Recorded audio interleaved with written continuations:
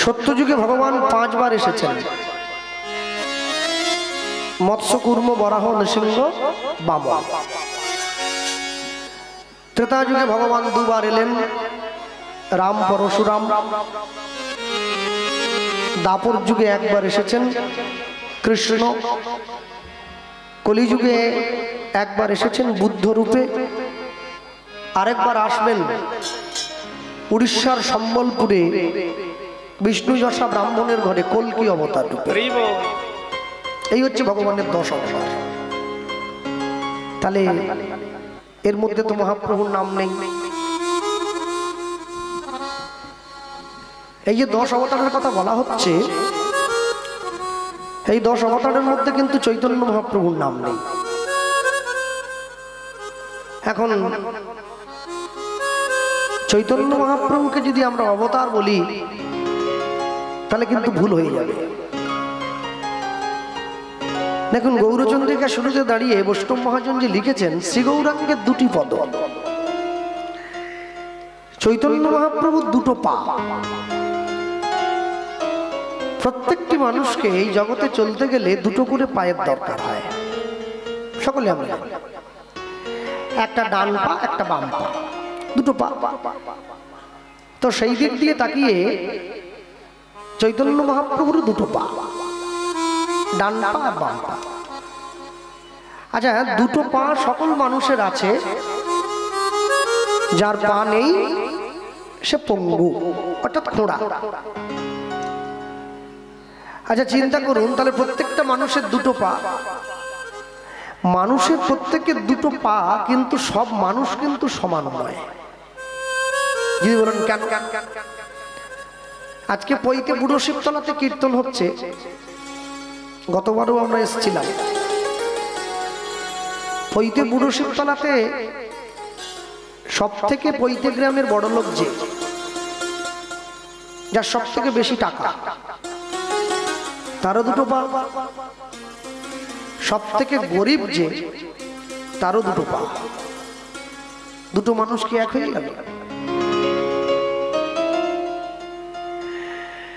প্রত্যেক দেবদেবীর 2টো করে পা আছে। কালীর 2টো, শিবের 2টো, মনসার 2টো, চৈতন্য মহাপ্রভুরও 2টো পা। বাকি দেবদেবীর সঙ্গে মহাপ্রভুর পা 2টো এক করলে হবে না। এই জগতে বড় হতে গেলে যেমন 2টো জিনিসের বড় দরকার, একটা ধন, একটা সম্পদ। ধন সম্পদ যার বেশি আছে, তার 2টো পায়ের সঙ্গে আরো 2টো পা বেশি আছে। কেন? সে কিন্তু 10-এর কাজ 50 দিয়ে করিয়ে নিতে পারে, কিন্তু আমি পারবো না। কেন? আমার সম্পদ নেই। প্রত্যেক দিন আদালতে গেলে কত সত্যি মিথ্যে হয়ে যাচ্ছে, কত মিথ্যে সত্যি হয়ে যাচ্ছে। কি জন্য? 2টো পা, একটা ধন, একটা সম্পদ। কত মরা রুগী বেঁচে যায়, কত বাঁচা রুগীও মরে যায়। ওখানেও রুগীর বাড়ি 2টো পা, একটা ধন, একটা সম্পদ। 26,000 ছেলে মেয়ে চাকরি চলে গেল। যিনি বিচার করছেন সুদীপ্ত বন্দ্যোপাধ্যায়, তিনি কি বললেন? তিনি এজলাসে বসে প্রশ্ন করছেন। আমরা যদিও আইন জানি না, তবে একটু একটু পলিটিক্যাল সায়েন্স পড়েছিলাম, তো একটু একটু দেখেছি। তখন সেখানে তিনি প্রশ্ন করছেন যে ডাল মে কুছ কালা হ্যায় ইয়া পুরা ডালই কালা হ্যায়। মানে যার খাতা আমি দেখতে বসেছি, সে কি একটু চুরি করে লিখেছে, না পুরোটাই চুরি? পুরোটাই চুরি। বলে পুরোটাই বাদ দাও। এই যে পুরোটা বাদ দাও, সবাই কিন্তু চুরি করেনি। ভালোটার থেকে খারাপটা এত পরিমাণে বেশি হয়ে গেছে, ভালোটাও খারাপের অন্ধকারে ঢাকা পড়ে গেছে। বৈষ্ণবতার থেকে হিংস্রতা এত উপরে চলে গেছে, বৈষ্ণবতা ঢাকা পড়ে যাচ্ছে। একটা বাজারে নিরামিষ ফলের দোকান যদি 3টে দেখা যায়, মুরগির দোকান আছে 5টা। কেন? কেন আছে? বিচার বুদ্ধি দিয়ে বিবেচনা করবেন। শুধু বাজারে গিয়ে তো প্রত্যেকদিন বিকেলবেলা করে বসেন, চায়ের দোকানে গিয়ে একটু কথা বলেন, আড্ডা দেন, একটু বিচার করবেন বাজারে কোন দোকানটা বেশি হচ্ছে। মাংসের দোকান, চায়ের দোকান, মদের দোকান, চপ তেলে ভাজার দোকান, কি খারাপটার প্রভাব বাড়ছে। বুঝতে হবে ওখানে খদ্দের বেশি আছে তাই বাড়ছে। খদ্দের যদি না থাকতো দোকান বাড়তো। খারাপের প্রভাবটা যত বেশি বেশি সমাজের উপরে পড়বে, সমাজ তত বেশি বেশি করে অন্ধকারে তলিয়ে যাবে। আপনি একা চাইলেই পুরো সংসারটাকে ঠিক করতে পারেন না। পুরো সংসারটাকে চাইতে হবে আমরা ঠিক হব, তবে ঠিক হবে, নাহলে হবে না। বাবা কৃষ্ণ ভক্ত হয়ে ঘুরে বেড়াচ্ছে, সে বৈষ্ণব হয়েছে, বাড়ির বাকি লোকেরা মাছ খায়। এরকম অনেক পরিবার আছে, আমি দেখেছি। অনেক পরিবার আছে সে বাড়ির মা হয়তো নিরামিষ ভোজি, সে বাড়ির বৌমা নিরামিষ ভোজি, তার স্বামী মাছ খায়। দিন রাত অশান্তি, মারামারি, ফেলা ফেলি, ঠোকা ঠুকি, কারণ সে তো নিরামিষ। মনে রাখবেন, একজন কেউ চাইলে পুরো সমাজের বদল করতে পারে না, সবাইকে। তাহলে প্রত্যেকের দুটো পা, সেই অনুযায়ী চৈতন্য মহাপ্রভুর দুটো পা, শ্রী গৌরাঙ্গের দুটি পদ। কি কি তাকিয়ে দেখুন, বাকি দেবদেবীর সঙ্গে চৈতন্য মহাপ্রভুর দুটো পায়ের তফাৎ কি আছে? একটা রাধা, একটা কৃষ্ণ। এই জগতে উঁচু জায়গায় চলতে গেলে যেমন দুটো জিনিসের বড় প্রয়োজন, ধন আর সম্পদ, ভক্তির জগতে চলতে গেলেও দুটো জিনিসের বড় দরকার, একটা হচ্ছে রাধা, একটা কৃষ্ণ। তাহলে রাধা কৃষ্ণ যদি চৈতন্য মহাপ্রভুর চরণেই হয়ে গেল, তাহলে আমরা যদি চৈতন্য মহাপ্রভুর চরণটাকে সম্বল করি, রাধা কৃষ্ণ এমনি পেয়ে গেল। গোবিন্দের গো, রাধার রা, পাশাপাশি বসিয়ে গোরা, একবারে পরিষ্কার। এরপরে যেটা বললাম, যার ধন সম্পদ, এই ধন সম্পদ যে নিজের কাছে রেখে দিতে পারলো, সে কি জানবে? সে জানে ভকতি রসসার। কলকাতার দিকে বড় বড় শহর বাজারের দিকে গেলে দেখা যায়, দেখবেন মানুষ একটা বাড়ি করেছে, বিরাট বড় একটা বাড়ি করেছে, 3000 স্কয়ার ফুট, বিরাট বাড়ি। কিন্তু সেই বাড়িটার, এত বড় বাড়িটার জলটা পাস হয়ে যাবে, তার জন্য 1.5 ফুট জায়গা লাগবে, ছাপতে চায় না, বলে না আমি দেবো না। আরে তোমার বাড়ির জল তুমি যদি বের করতে সাহায্য না করো, তুমি তো ডুবে মরবে, ওই জল তো ভরে তোমার বাড়িতে উঠে আসে। এত বড় জীবনটা তৈরি হয়েছে, এত বড় জীবনের সব আছে, খাওয়া আছে, ঘুম আছে, পড়া আছে, ঘোরা আছে, বিয়ে আছে, স্ত্রীকে ভালোবাসা আছে, সন্তান জন্ম দেওয়া আছে, সন্তানকে মানুষ করার চিন্তা আছে, কি খাবো বুড়ো বয়সে সেটাও বসে খাওয়ার চিন্তা আছে, আমি মরে যাওয়ার পরে ছেলে মেয়েরা কি খাবে সে চিন্তাটাও আছে। LIC, আমি মরে যাওয়ার পরে ওরা কি খাবে, হায় হায়। আরে আমি যদি মরে যাই টাকা ভোগ করবে কে? আমি ভোগ করতে পারবো না সেই টাকা। রাত জেগে টাকা নিয়ে গিয়ে LIC করেছি, নমিনিকে আমার স্ত্রী। এখন দেখা যাচ্ছে আমি হট করে মরে যাওয়ার পরে আমার স্ত্রী আমারই রাখা টাকা তুলে নিয়ে সে আমার মতো আরেকটা কাউকে খুঁজে বেড়াবে, আমার কথা ভুলে যাবে। নির্মম সমাজের এটাই চিত্র। কিন্তু হলে হবে কি, কিন্তু আমি যে বাঁধনে বাঁধা পড়েছি, আমাকে টাকা জমাতেই হবে। আমি সকলের জন্য জমালাম, নিজের জন্য কিছু জমাই নাই। হ্যাঁ, আমি যে শেষ দিনে চলে যাব, যেটাকে সঙ্গে নিয়ে যাব, সেই ব্যাংকে কি রেখেছি?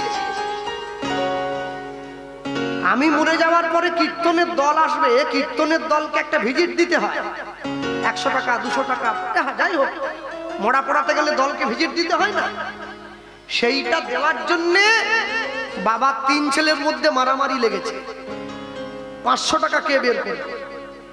3 জনে মিলে ভাগ করছে। কি যে করব, বিরাট বড় চিন্তা। বাবা কিন্তু ছেলেদের বড় অফিসার তৈরি করেছে। আমি সেই রাখাটার কথা বলছি। জীবনে এমন ভাবে আস্তে, জীবনের সম্পত্তি এমন ভাবে তৈরি করবেন না যাতে আপনি অসুস্থ হলে আপনার ছেলে মেয়েরা ডাক্তার ডেকে না এনে উকিল ডেকে আনে। যে আগে বাবার কোথায় কি আছে সেটা বুঝে নিতে দাও, তারপরে যা হবে দেখা যাবে।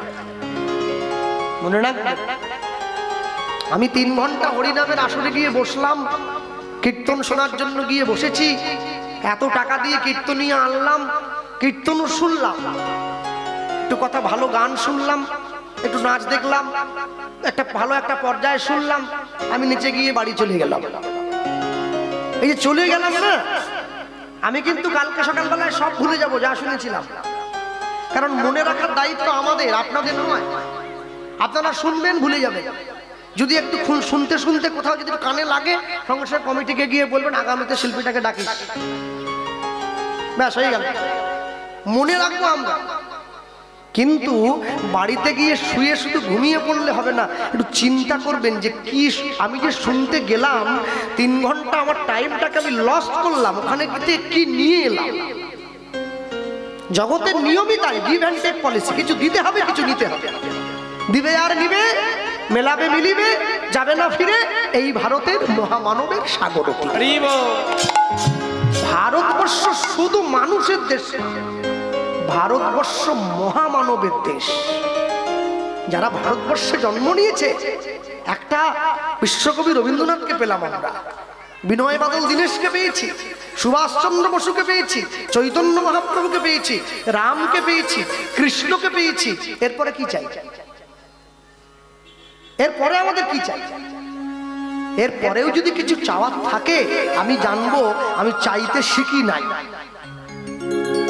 আজকে আমেরিকা, অস্ট্রেলিয়া, পৃথিবীর 172টা দেশ থেকে মানুষ এসে ইসকনে তারা গিয়ে হরে কৃষ্ণ নাম বলে, তিলক নিয়ে, মালা নিয়ে হরিনাম করছে। কেন বলুন তো? কি জন্য নিচ্ছে? আপনারা বাড়ির থেকে তিলক করে আসেন নাই কি জন্য? এখানে চন্দনের বাটি নিয়ে ঘুরে বেড়াচ্ছে। অন্তরাত্মা যদি জাগরিত না হয়, তাহলে শত উপদেশেও কোনো কাজ হবে না। আর অন্তর যদি জাগরিত হয়, উপদেশ দিতে হবে না, কানে গেলেই ঝট করে কাজ হয়ে যাবে। ওই অনেকটা বুড়ো বয়সে দীক্ষা নেওয়ার মতো। 60 বছর বয়সে দীক্ষা নিলে ও বাগানে ফুল ফোটে না, কেন? মাটি শুকিয়ে গেছে। 60 বছর বয়স তো, মাটি শুকনো, ও মাটিতে যা জল ছিল সংসার নিংড়ে বের করে নিয়েছে। এরপরে গুরুদেবের কাছে গিয়ে বসেছে, গুরুদেব মন্ত্র দিয়ে দিচ্ছে, মন্ত্রে কোনো কাজই হয়নি। আজকে দীক্ষা নিয়ে এসে কালকে আবার ভোলা মণ্ডলের চায়ের দোকানে বসে আড্ডা দিচ্ছে। দীক্ষাই যদি নিয়েছে তো আড্ডা দিচ্ছে কি করে? দীক্ষা নিয়েছে, গাছ লাগিয়েছে, আগে দেখুন কোন মাটিতে লাগালো। ভিজিয়ে থাকতে থাকতে মাটি গাছটা লাগাতে হয়। এই যে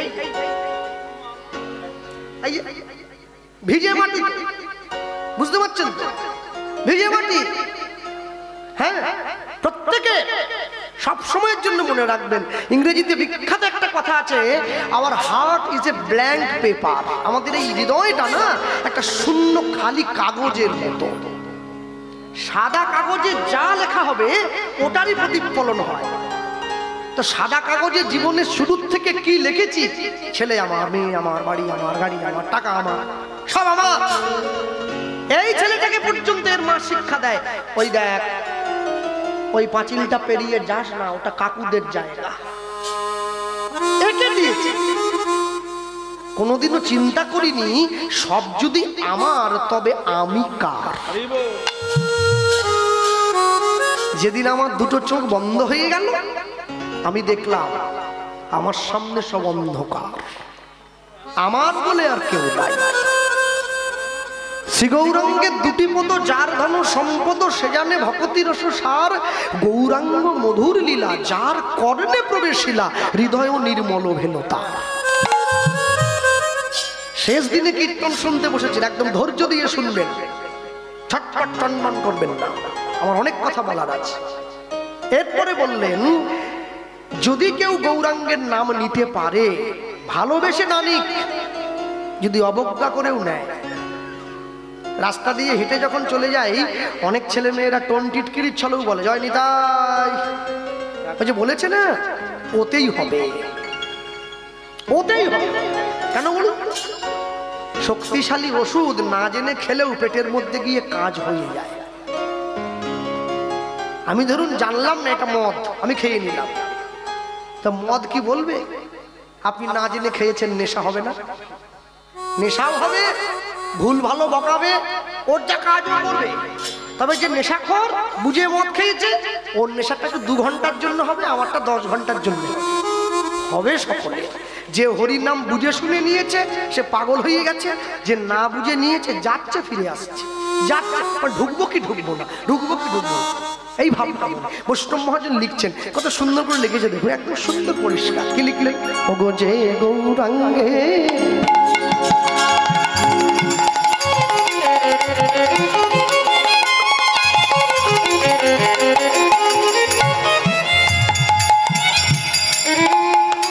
ওগো যে গৌরাঙ্গে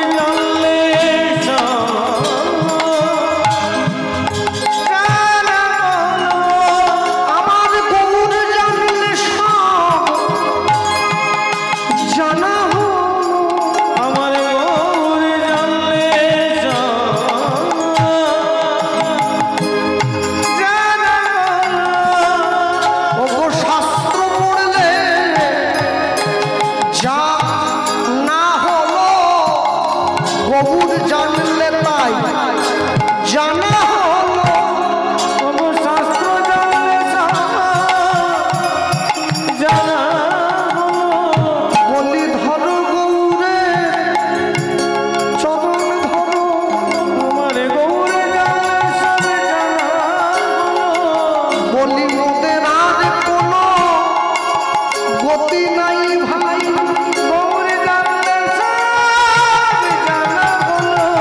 যদি ভব সিন্ধু পারাপার হইতে চাও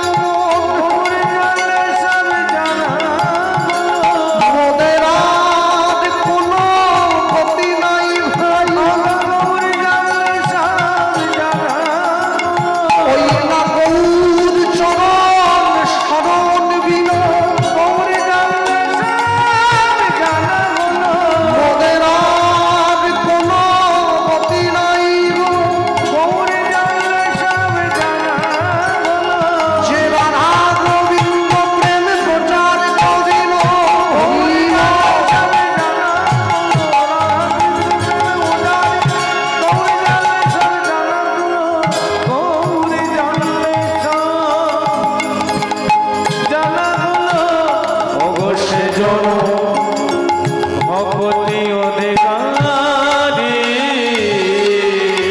সে জন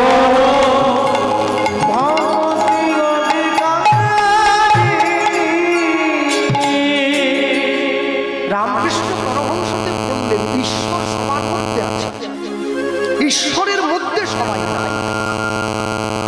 আপনি ঈশ্বর আপনার মধ্যেও আছে, আমার মধ্যেও আছে, কুকুরের মধ্যেও আছে, বেড়ালের মধ্যেও আছে।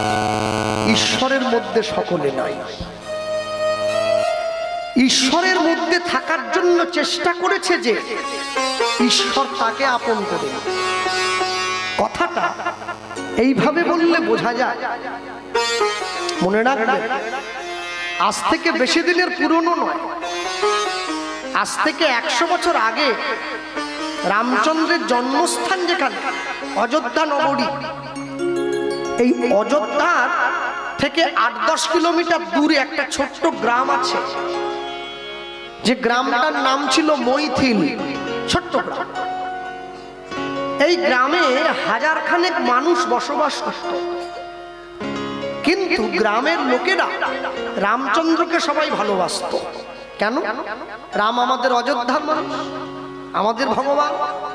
আপনি বৃন্দাবনে যান, কি বলবেন? রাধে রাধে, সবকিছু। আপনি অযোধ্যায় যান, জয় শ্রীরাম। ভাববেননি যেন পার্টির কথা বলতেছি, পার্টি না, পার্টি না, জয় শ্রীরাম। আপনি বৃন্দাবনে গিয়ে রাধে রাধে বলেন, অযোধ্যায় গিয়ে জয় শ্রীরাম বলেন। আপনি যদি পশ্চিমবঙ্গে থেকে সারা জীবনেও একবার জয় নিতাই না বলেন, আপনার কিচ্ছু যায় আসে না। কেন? এখানে বোঝা যায় আমরা মহাপ্রভুকে ভগবান বানিয়েছি, আসনে বসিয়েছি, মনে বসাতে পারি নাই।